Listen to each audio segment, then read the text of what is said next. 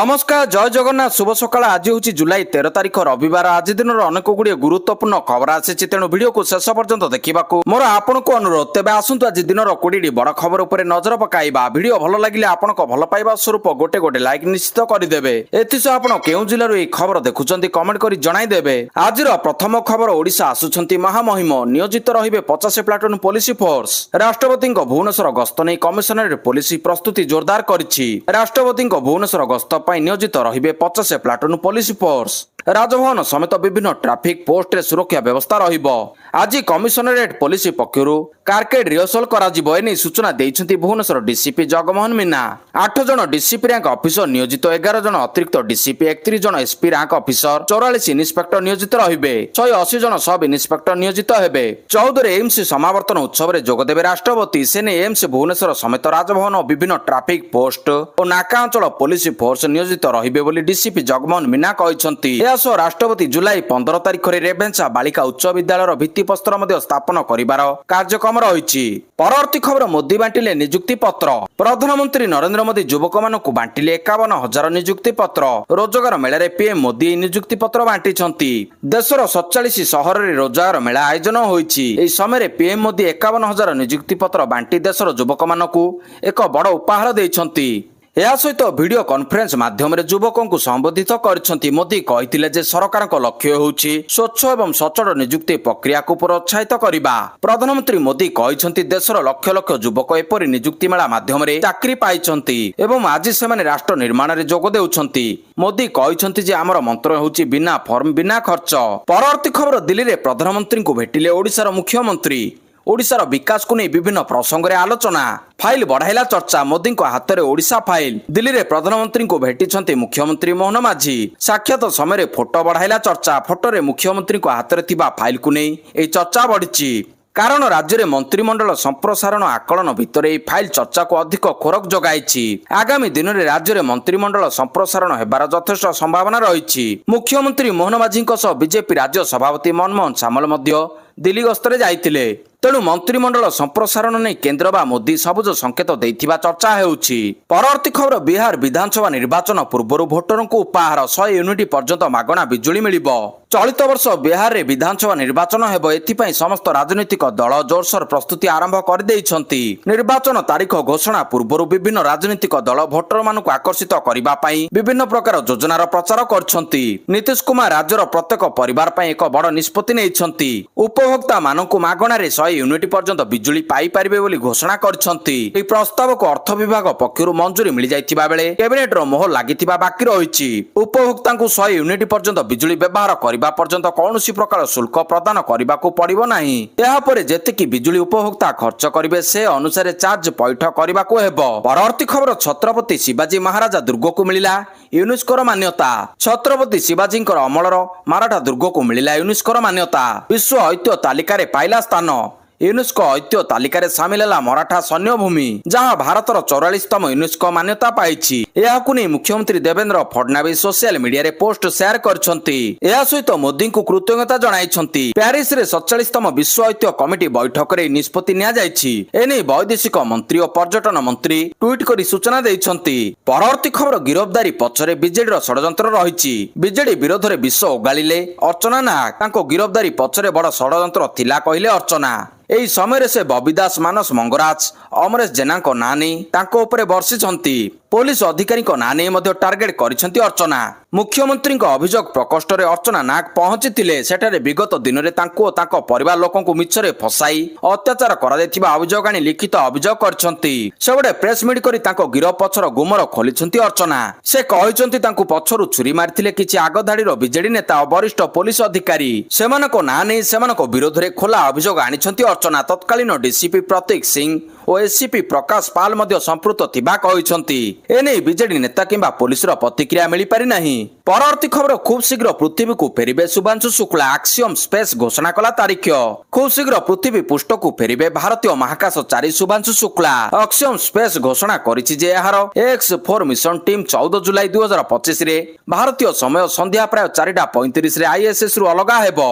ए mission रे शामिल थिबा भारतीय महाकाशचारी शुभांशु शुक्ला मध्य पृथ्वी को फेरिबे जहां ଭାରତ ପାଇଁ ଏକ ଗର୍ବର ମୁହୂର୍ତ୍ତ ଅଟେ। X4 ମିଶନ ହେଉଛି ଏକ ଘରୋଇ ମହାକାଶ ମିଶନ ଯାହାକୁ ଅକ୍ସିୟମ ସ୍ପେସ୍ ଏବଂ ସ୍ପେସଏକ୍ସ ସହଯୋଗରେ ଆରମ୍ଭ କରାଯାଇଛି। ଏହି ମିଶନ 25 ଜୁନ 2025ରେ ସ୍ପେସଏକ୍ସର ଡ୍ରାଗନ କ୍ୟାପସୁଲ ସହିତ ଆରମ୍ଭ ହୋଇଥିଲା। ପରବର୍ତ୍ତୀ ଖବର ପହଞ୍ଚିଲେ ନବୀନ। ଭୁବନେଶ୍ୱରରେ ପହଞ୍ଚିଲେ ବିଜେଡି ମୁଖିଆ ନବୀନ ପଟ୍ଟନାୟକ। ସୁସ୍ଥ ହେବା ପରେ ସେ ମୁମ୍ବାଇରୁ ଫେରିଛନ୍ତି। ସର୍ଭାଇକାଲ ଆର୍ଥ୍ରାଇଟିସ୍ ଚିକିତ୍ସା ପାଇଁ ମୁମ୍ବାଇ ଯାଇଥିଲେ। ଗତ 20 ତାରିଖରେ ଚିକିତ୍ସା ପାଇଁ ମୁମ୍ବାଇ ଯାଇଥିଲେ। 22 ତାରିଖରେ ତାଙ୍କର ଅପରେସନ ହୋଇଥିଲା। ସେ ଏବେ ହସ୍ପିଟାଲରୁ ଡିସଚାର୍ଜ ହେବା ପରେ ଡାକ୍ତରଙ୍କ ପରାମର୍ଶ କ୍ରମେ ଚିକିତ୍ସାରେ ଥିଲେ। ସୁସ୍ଥ ହେବା ପରେ ମୁମ୍ବାଇରୁ ଭୁବନେଶ୍ୱର ଫେରିଛନ୍ତି। ବିଜେଡି ସୁପ୍ରିମୋ ନବୀନ ପଟ୍ଟନାୟକ 22 ତାରିଖରେ ମୁମ୍ବାଇ ଯାଇଥିଲେ। ତାଙ୍କ ଅନୁପସ୍ଥିତିରେ ଦଳ କେମିତି ଠିକ୍ ଭାବରେ ଚାଲିବ ସେ ନେଇ ବନ୍ଦୋବସ୍ତ ମଧ୍ୟ କରିଥିଲେ। ପରବର୍ତ୍ତୀ ଖବର ବିମାନ ଦୁର୍ଘଟଣାର ବଡ଼ ଖୁଲାସା। ଅହମ୍ମଦାବାଦରେ ଏୟାର ଇଣ୍ଡିଆ ଡ୍ରିମ୍ ଲାଇନର ବିମାନ ଦୁର୍ଘଟଣାର ତଦନ୍ତ ରିପୋର୍ଟ ସାମ୍ନାକୁ ଆସିଛି। ରିପୋର୍ଟରେ ଅନେକ ଚାଞ୍ଚଲ୍ୟକର ତଥ୍ୟ ସାମ୍ନାକୁ ଆସିଛି, ଯେଉଁଥିରେ ଜଣାପଡ଼ିଛି ଯେ କିଛି ସେକେଣ୍ଡ ଟେକ୍ ଅଫ୍ କରିବା ପରେ ବିମାନର ଦୁଇଟି ଯାକ ଇଞ୍ଜିନ ହଠାତ୍ ବନ୍ଦ ହୋଇଯାଇଥିଲା, ଯାହା ଫଳରେ ବିମାନଟି ଦୁର୍ଘଟଣାଗ୍ରସ୍ତ ହୋଇଥିଲା। ଏୟାରକ୍ରାଫ୍ଟ ଆକ୍ସିଡେଣ୍ଟ ଇନଭେଷ୍ଟିଗେସନ ବ୍ୟୁରୋ ବା IIAB ପକ୍ଷରୁ 15 ପୃଷ୍ଠାର ରିପୋର୍ଟ ପ୍ରସ୍ତୁତ କରାଯାଇଛି। ରିପୋର୍ଟ ଅନୁସାରେ ଉଡ଼ାଣ ସମୟରେ ବିମାନ T180 ସର୍ବାଧିକ ଇଣ୍ଡେକ୍ସ ଏୟାର ସ୍ପିଡ୍ ବା IS ହାସଲ କରିଥିଲା। ଏହାର କିଛି ସମୟ ପରେ ଇଞ୍ଜିନକୁ ଇନ୍ଧନ ପଠାଉଥିବା ଇଞ୍ଜିନ 1 ଓ ଇଞ୍ଜିନ 2ର ଫୁଏଲ କଟ୍ ଅଫ୍ ସୁଇଚ୍ ରନ୍ରୁ କଟ୍ ଅଫ୍ ସ୍ଥିତିକୁ ଚାଲି ଯାଇଥିଲା। ତାହା ପୁଣି 1 ସେକେଣ୍ଡ ବ୍ୟବଧାନରେ, ଯାହା ଇଞ୍ଜିନକୁ ଇନ୍ଧନ ଭରିବା ବନ୍ଦ କରିଦେଇଥିଲା ଏବଂ ଉଭୟ ଇଞ୍ଜିନର N1 ଓ N2 ରୋଟେସନ ଗତି ଦ୍ରୁତ ଗତିରେ ହ୍ରାସ ପାଇଥିଲା। ତେବେ ଇଞ୍ଜିନ 1 କିଛି ମାତ୍ରାରେ ରିକଭରି କରିଥିଲା, କିନ୍ତୁ ଇଞ୍ଜିନ 2 ସମ୍ପୂର୍ଣ୍ଣ ଭାବରେ ଗତି ହାସଲ କରିପାରିନଥିଲା। ଏହାରି ଭିତରେ ଆକ୍ସିଲେରୀ ପାୱାର ୟୁନିଟ୍ ବା APU ମଧ୍ୟ ଅଟୋଷ୍ଟାର୍ଟ ମୋଡରେ ସକ୍ରିୟ ରହିଥିଲା। ପରବର୍ତ୍ତୀ ଖବର ରାଜ୍ୟରେ ଆଉ 4 ଦିନ ବର୍ଷା। ରାଜ୍ୟରେ ଆଉ 4 ଦିନ ରହିଛି ବର୍ଷା। କେତେକ ସ୍ଥାନରେ ପ୍ରବଳ ବର୍ଷା ସମ୍ଭାବନା ଥିବା ବେଳେ କିଛି କିଛି ସ୍ଥାନରେ ହାଲୁକା ବର୍ଷା ହେବ। ଏନେଇ ପୂର୍ବାନୁମାନ କରିଛି ଭୁବନେଶ୍ୱର ପାଣିପାଗ କେନ୍ଦ୍ର। ଦକ୍ଷିଣ ଝାଡଖଣ୍ଡ ଓ ପାର୍ଶ୍ୱବର୍ତ୍ତୀ ଅଞ୍ଚଳ ଉପରେ ଏକ ଘୂର୍ଣ୍ଣିବଳୟ ସକ୍ରିୟ ରହିଛି। ଏହା ସହ ଉତ୍ତର ପୂର୍ବ ବଙ୍ଗୋପସାଗରରୁ ଦକ୍ଷିଣ ପୂର୍ବ ଆଡକୁ ଟପ୍ ଲାଇନ୍ ସକ୍ରିୟ ରହିଛି। ଏହାର ପ୍ରଭାବରେ ରାଜ୍ୟରେ 4 ଦିନ ଯାଏଁ ବର୍ଷା ସମ୍ଭାବନା ରହିଛି। ଏହାର ପ୍ରଭାବରେ ଗତକାଲି ବିଭିନ୍ନ ଜିଲ୍ଲାଗୁଡ଼ିକରେ ବିଜୁଳି ଘଡଘଡି ସହ ବର୍ଷା ହୋଇଥିଲା। 13 ତାରିଖ ଅର୍ଥାତ୍ ଆଜି ପାଇଁ ପ୍ରବଳ ବର୍ଷା ପାଇଁ 6 ଜିଲ୍ଲା ମୟୂରଭଞ୍ଜ, କେନ୍ଦୁଝର, ବାଲେଶ୍ୱର, ଭଦ୍ରକ, କେନ୍ଦ୍ରାପଡ଼ା ଓ ଜଗତସିଂହପୁରକୁ ୟେଲୋ ଆଲର୍ଟ ଜାରି ହୋଇଛି। ଅନ୍ୟ ଜିଲ୍ଲାମାନଙ୍କରେ ବିଜୁଳି ଘଡଘଡି ସହ ହାଲୁକା ବର୍ଷାର ସମ୍ଭାବନା ରହିଛି। ପରବର୍ତ୍ତୀ ଖବର ବାର୍ଡ ଫ୍ଲୁ ଆତଙ୍କ। ରାଜ୍ୟରେ ବଢିଲାଣି ବାର୍ଡ ଫ୍ଲୁ ଭୟ। ଡେଲାଙ୍ଗରେ ସୃଷ୍ଟି ହେଲା ବାର୍ଡ ଫ୍ଲୁ। ନମୁନା ପରୀକ୍ଷାରୁ ଆସିଲା ପଜିଟିଭ ରିପୋର୍ଟ। ଡେଲାଙ୍ଗର ବଡଆଙ୍କୁଲା ଗାଁ ଭାଇରସର ଏପିସେଣ୍ଟର। ଏପିସେଣ୍ଟରର 1 କିଲୋମିଟର ମଧ୍ୟରେ ହେବ କଲିଂ। କଲିଂ କେନ୍ଦ୍ରରୁ 10 କିଲୋମିଟର ମଧ୍ୟରେ ନଜର ରଖାଯିବ। ସଂକ୍ରମିତ ସ୍ଥାନରୁ 10 କିଲୋମିଟର ମଧ୍ୟରେ କୁକୁଡ଼ା ଦୋକାନ ବନ୍ଦ ରହିବ। ସୂଚନା ଅନୁସାରେ 2 ଦିନ ତଳେ ଜନସ୍ୱାସ୍ଥ୍ୟ ନିର୍ଦ୍ଦେଶକ କହିଥିଲେ ଡେଲାଙ୍ଗ ଅଞ୍ଚଳରେ ପ୍ରାୟ 3000 କୁକୁଡ଼ା ମରିଛନ୍ତି। ଭେଟେନାରୀ ବିଭାଗ ନମୁନା ସଂଗ୍ରହ କରିଛି। ଜନସ୍ୱାସ୍ଥ୍ୟ ଟିମ୍ ଡେଲାଙ୍ଗରେ ବୁଲୁଛନ୍ତି। ପରବର୍ତ୍ତୀ ଖବର ଆଉ ନିର୍ବାଚନ ଲଢ଼ିବେ ନାହିଁ ମନ୍ତ୍ରୀ ଜୁଏଲ ଓରାମ। ସମ୍ବଲପୁରରେ କେନ୍ଦ୍ର ଆଦିବାସୀ ମନ୍ତ୍ରୀ ଜୁଏଲ ଓରାମ ରୋଜଗାର ମେଳାରେ ଯୋଗଦେବା ପାଇଁ ପହଞ୍ଚିଥିଲେ ଜୁଏଲ ଓରାମ। ଏହି ଅବସରରେ ଜୁଏଲ କହିଛନ୍ତି, ମୁଁ ଆଉ ନିର୍ବାଚନ ଲଢ଼ିବି ନାହିଁ, ଯୁବ ପିଢ଼ିଙ୍କୁ ବାଟ ଛାଡ଼ିବି। ସୂଚନା ଅନୁସାରେ ନିଜ ରାଜନୈତିକ କ୍ୟାରିୟରରେ ଜୁଏଲ 10 ଥର ନିର୍ବାଚନ ଲଢ଼ିଛନ୍ତି। ସେ 8 ଥର MP ଓ 2 ଥର ବିଧାୟକ ଭାବରେ ନିର୍ବାଚିତ ହୋଇଛନ୍ତି।